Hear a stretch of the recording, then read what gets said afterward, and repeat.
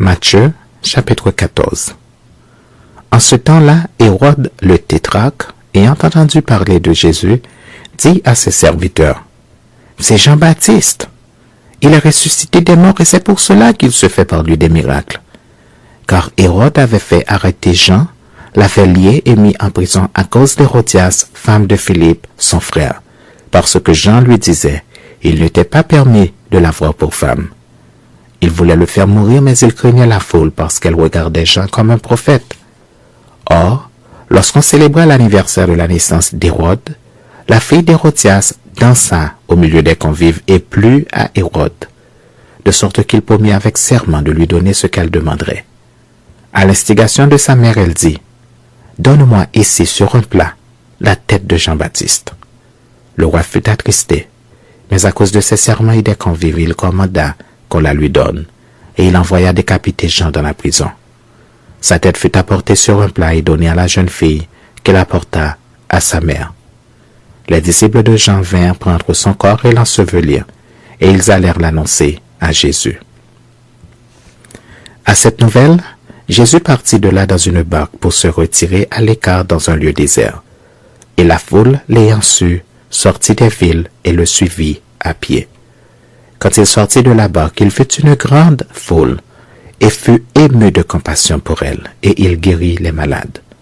Le soir étant venu, les disciples s'approchèrent de lui et dirent, « Ce lieu est désert, et l'heure est déjà avancée. Renvoie la foule afin qu'elle aille dans les villages pour s'acheter des vivres. » Jésus leur répondit, « Ils n'ont pas besoin de s'en aller. Donnez-leur vous-même à manger. » Mais ils lui dirent, « Nous n'avons ici que 5 pains et 2 poissons. » Et il dit, « Apportez-les-moi. » Il fit asseoir la foule sur l'herbe, prit les 5 pains et les 2 poissons, et levant les yeux vers le ciel, il rendit grâce. Puis il rompit les pains et les donna aux disciples qui les distribuèrent à la foule. Tous mangèrent et furent rassasiés, et l'on emporta 12 paniers pleins des morceaux qui restaient.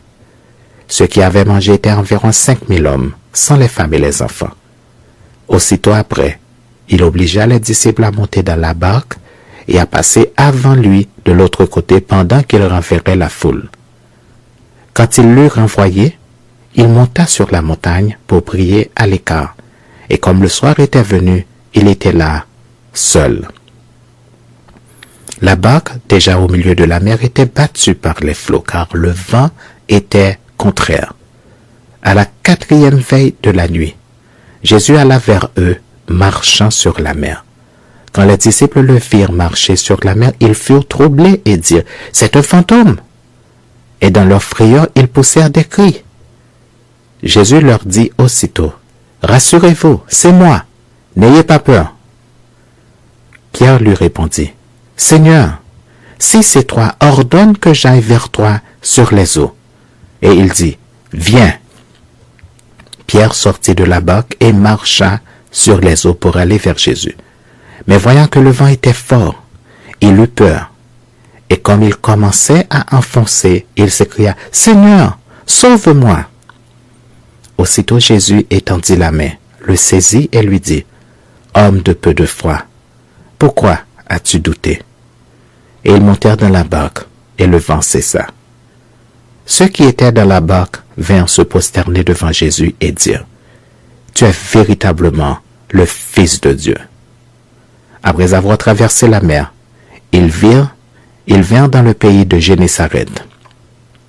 Les gens de ce lieu, ayant reconnu Jésus, envoyèrent des messagers dans tous les environs et on lui amena tous les malades.